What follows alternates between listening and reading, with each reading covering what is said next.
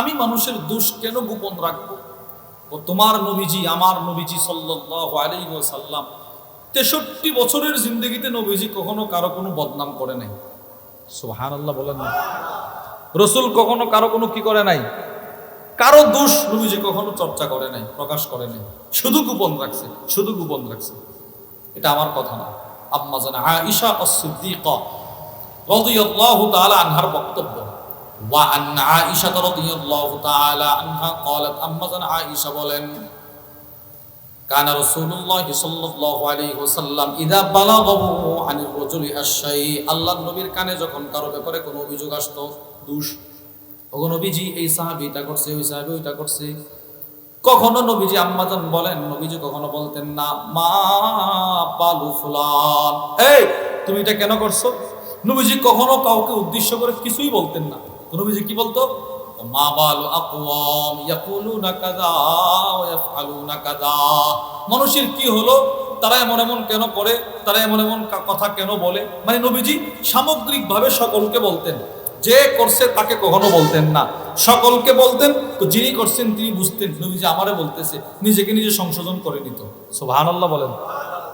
নবীজি কখনো বলতেন না তুমি এটা কেন করছো, দাঁড়াও, সকলকে বলতো, অপরাধটা বলতো, তোমরা এরকম কেন বলতেছো। তো যে বলছে সে বুঝতো তুমি তো আমাকে বলতেছি, তো সে সাথে সাথে নিজেকে সংশোধন করে নিত। এতে করে তারও সম্মান ঠিক থাকতো, নিজেকে সংশোধনও করে নিত। পুরা মজমার মধ্যে একজনকে দাঁড় করাইলে তিনি একটু লজ্জিত হবে না, হবে না বলেন? নবীজি বুঝতেন। কিছু দৃষ্টান্ত শোনেন। এক নাম্বার, হুজুর সাল্লাল্লাহু আলাইহি ওয়াসাল্লাম একদিন ফজরের নামাজের ইমামতি করতেছেন। ফজরের নামাজে তো এক সাহাবী সুন্দর করে উযু করতে পারে নাই, উযুটা হয় নাই, উনি নবীজির পিছনে দাঁড়াইছে। তার উযু সুন্দর না হওয়ার কারণে নবীজি নামাজে তেলাওয়াত করতে গিয়ে বারবার নবীজি আটকে যাইতেছেন, সামনে অগ্রসর হইতে পারতেছেন। নাসাই শরীফের বর্ণনা। وعن شبيب بن أبي روح عن رجل من أصحاب النبي صلى الله عليه وسلم أنه صلى صلاة الصبح, হযরত শাবীব ইবনে আবি রৌহ বলেন, আল্লাহর রাসূল একদিন ফজরের নামাজের ইমামতি করতেছেন। ফাকরা আর-রুম, নবীজি সূরাতুল রুম তিলাওয়াত শুরু করলেন।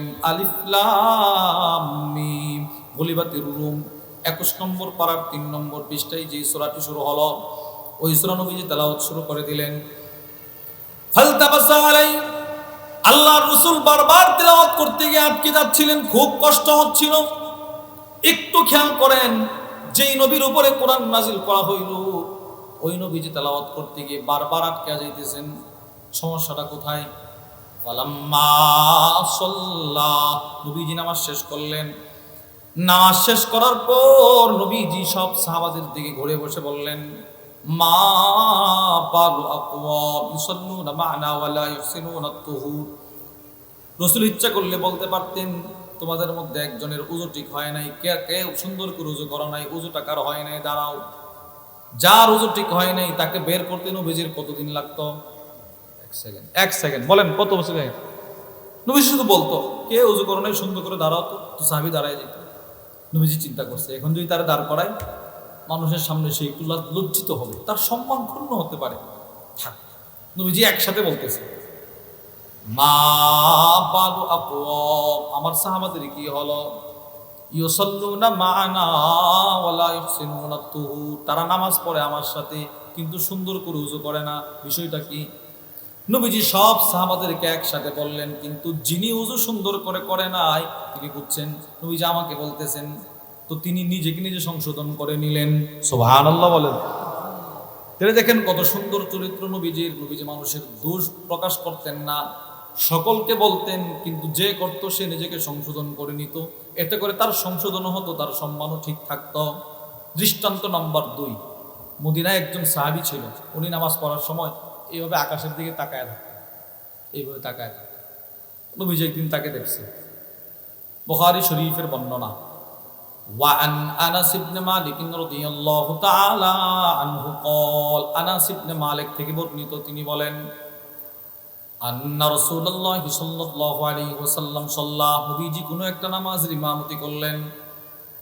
অতঃপর নবীজি ইমামতি করার পর সব সাহাবাদেরকে বসায় বললেন, মা বালু আকওয়াম, আমার সাহাবাদের কি হলো, ইয়ারফাউনা আবসারহুম ইলাস সামাই ফি সালাতিহিম, আমার সাহাবারা আমার পিছনে নামাজ পড়ে অথবা তারা মসজিদে নববীতে নামাজ পড়ে কিন্তু এরা আকাশের দিকে নামাজের হালতে তাকায় থাকে কেন? সাহাবাদের কি হলো? এই হাদিসের ব্যাখ্যায় উমদাতুল কারির মধ্যে এসেছে, হযরত আবু হুরায়রা বলেন সব সাহাবারা আকাশের দিকে তাকাইতো না, শুধুই মাত্র নবীজির একজন সাহাবী ছিল, আন্না রাজুলান সাল্লাত, একজন ব্যক্তি ছিল, সে যখন নামাজ পড়তো রাফা'a বাসারাহু ইলাস সামা, তো ওই লোকটা নামাজের সময় আকাশের দিকে তাকায় থাকতো। আল্লাহর নবীজি ইচ্ছে করে ওই লোকটাকে দাঁড় করায়া বলেন, এই রাসূল সকলকে বলছেন যাতে করে ওই লোকটার সম্মান নষ্ট না হয়। সুবহানাল্লাহ বলেন।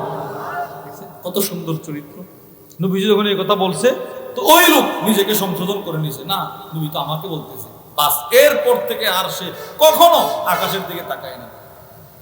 দৃষ্টান্ত নম্বর 3, বুখারী শরীফের বর্ণনা, ওয়া আন্না আয়েশা রাদিয়াল্লাহু তাআলা আনহা ক্বালাত সানাআ আন-নবী সাল্লাল্লাহু আলাইহি ওয়াসাল্লাম শাইআ, আল্লাহর নবীজি একদিন কোন একটা কাজ করলেন, কাজ ফারাখাসা ফি, ওই কাজটা করার জন্য সাহাবাদেরকে অনুমতিও দিলেন। নবীজি কাজটা করলেন, সকলকে বললেন তোমরাও কাজটা করতে পারো, কোনো সমস্যা নাই। ফাতানাজ্জাহা আনহু কওমুন, সকলে ওই কাজটা করলো কিন্তু কয়েকজন সাহাবী ওই কাজটা করে নাই, ওনারা করে নাই। ফাবালাগা যালিকান নবী সাল্লাল্লাহু আলাইহি ওয়াসাল্লাম, যারা যারা করে নাই এদের সংবাদ নবীজির কানে পৌঁছে আল্লাহ নবী সাথে সাথে সমস্ত সাহাবাদেরকে মসজিদে নববীতে জমা করলেন।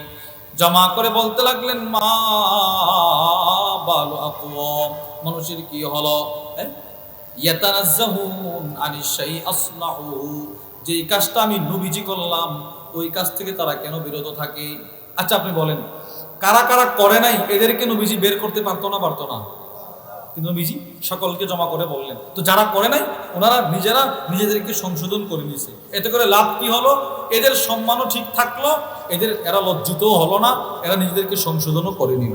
সুবহানাল্লাহ। মানুষের দোষ গোপন রাখা, নবীজি সাল্লাল্লাহু আলাইহি সাল্লামের সিফত ছিল মানুষের দোষ গোপন রাখতেন। ঠিক ওই রকম হযরত সাহাবায়ে কেরাম রিদওয়ানুল্লাহি তাআলা আলাইহিম আজমাইন, ওনাদেরও সিফত ছিল মানুষের দোষ গোপন রাখা। একটা দৃষ্টান্ত শুনেন, হুজুর সাল্লাল্লাহু আলাইহি ওয়াসাল্লামের বিখ্যাত সাহাবী হযরত উমর ইবনুল খাত্তাব রাদিয়াল্লাহু তাআলা এক ঘরে বসে, ওই ঘরে নবীজির আরেকজন সাহাবী জারীর ইবনে আব্দুল্লাহ আল বাজালি, যাকে বলা হতো এই উম্মতের পয়গম্বর ইউসুফের মতো সুন্দর। সুবহানাল্লাহ বলেন। এত সুন্দর তিনি ছিলেন, নবীজি তাকে অনেক ভালোবাসতেন। কোন মজমায় জারীর ইবনে আব্দুল্লাহ আল বাজালি পরে আসলে রাসূল নিজের চাদরটা বিছিয়ে বলতেন, জারীর তুমি এসে এখানে বসো। সুবহানাল্লাহ বলেন। এত মহব্বত। কখনো কখনো নবীজি সামনে থেকে একজনকে উঠাই দিলেন, এই তুমি একটু পিছনে যাও, জারীর তুমি সামনে আসো। ওনার মেধা, ওনার জ্ঞান ছিল ও অনেক ভালো। তো আল্লামা আবুল ফরজ আব্দুর রহমান ইবনুল জাওজি রাহিমাহুল্লাহ তার বিখ্যাত কিতাব সিফাতুস সফওয়াহ, ওই কিতাবের মধ্যে নিয়ে এসেছেন হযরত ওমর ইবনুল খাত্তাব হযরত জারীর ইবনে আব্দুল্লাহ এক ঘরে বসা, অনেক মানুষ সামনে বসা, কোনো একটা বৈঠক হইতেছে। তো এই বৈঠকের মাঝখানে একজন বাতাস ছেড়ে দিয়েছে, বাতাস বায়ু ত্যাগ করছে, হাওয়া ছেড়ে দিয়েছে, একটু দুর্গন্ধ সকলের নাকে লাগতেছে। হযরত ওমর ইবনুল খাত্তাব তো রাগেলা মানুষ, খেয়াল করে শুনবেন নাহলে বুঝবেন না। কিন্তু ওমর ইবনুল খাত্তাব অনেক রাগের মানুষ। ইনি বলতেছে, আমার মনটা চাইছিল যে এই কাজটা করছে আমি বলি তুমি দাঁড়াও, যাও উযু করে আসো। মানে হযরত ওমর ইবনুল খাত্তাব মনে মনে ভাবছিল আমি তারা দাঁড় করায় উযুর জন্য পাঠাই দিই। যেই মাত্র আমি বলবো কে এখানে এই কাজটা করছো, বাতাস ছাড়ছো, যাও উযু করে আসো, এটা বলার জন্য দাঁড়াইতে না দাঁড়াইতেই হযরত জারীর ইবনে আব্দুল্লাহ আল বাজালি দাঁড়ায় বললেন, হে আমিরুল মুমিনিন, আয়াতাওয়াদ্দাউল কওমু জামিআ, আমরা সকলে এই মুহূর্তে উযু করে আসলে কেমন হয়? সুবহানাল্লাহ। সকলে উযু করে আসলে কি আর কেউ বুঝতে পারবে কে এই কাজটা করছে? এইটা বলার দ্বারা ওই লোকটা নিজেকে সংশোধন করে নিয়েছে, না আমার তো কাজটা ঠিক হয়নি। আর আসলে এই কাজগুলো গায়রে ইখতিয়ারি, এটা ইখতিয়ারি থাকে না, অনেক সময় হয়ে যায়। তো দেখেন সাহাবারা মানুষের দোষ গোপন রাখতেন।